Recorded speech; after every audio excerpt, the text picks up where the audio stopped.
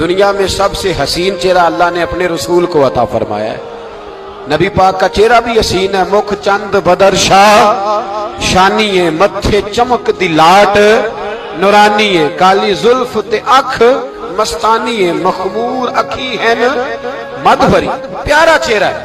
حضور کا جتنا چہرہ پیارا تھا اتنے ہی حضور کے اخلاق بھی بڑے پیارے تھے۔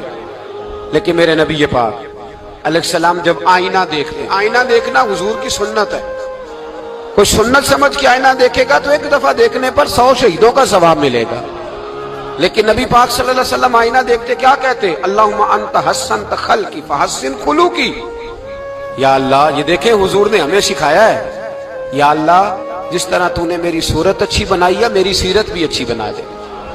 یہ ہمیں سکھانے کے لیے دعا فرمایا جب کھانا کھانے لگو تو دعا مانگو، اور ایک روایت میں فرمایا یہ دعا پڑھ لو، کھانے میں زہر بھی ہوگا تو تم پہ اثر نہیں کرے گا۔